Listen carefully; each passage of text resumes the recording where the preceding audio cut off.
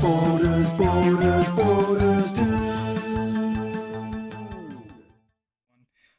Zoot here, and Dinobot Week continues with Dinobot Sludge.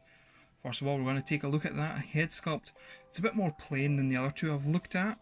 Just a nice silver face, really, with the blue accent eyes, which you can't really see too well, even with the zoomed up shot that I have up there.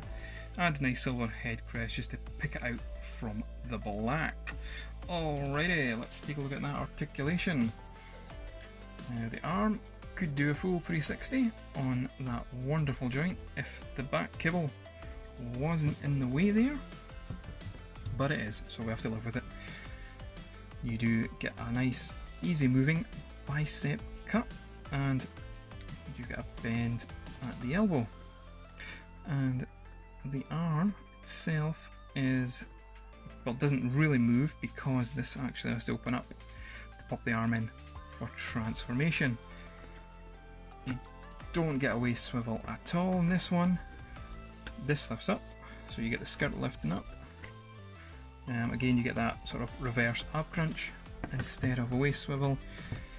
There is a thigh cut, and you get a bend at the knee with the ball jointed motion on the legs, left and right, and back and forward.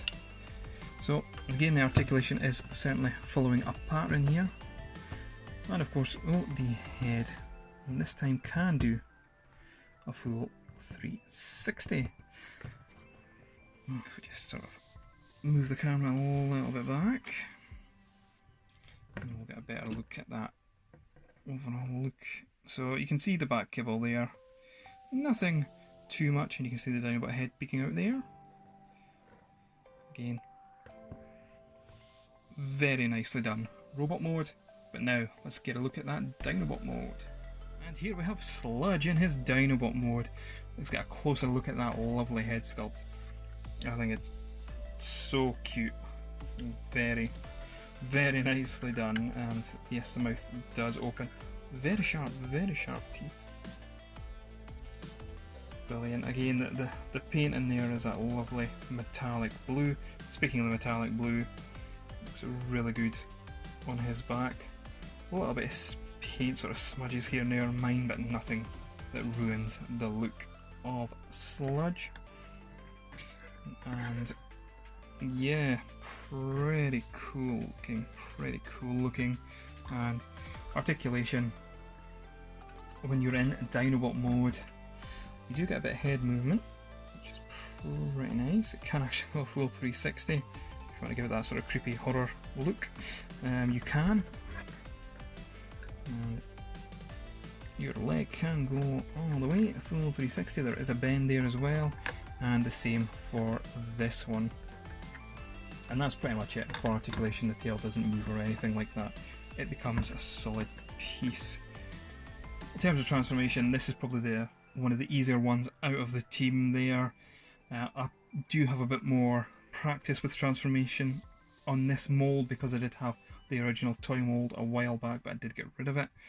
The one thing I will mention is do be careful with the head joint in, because it's a plastic peg that joins the two together, so just pry it out gently for transforming back and forward.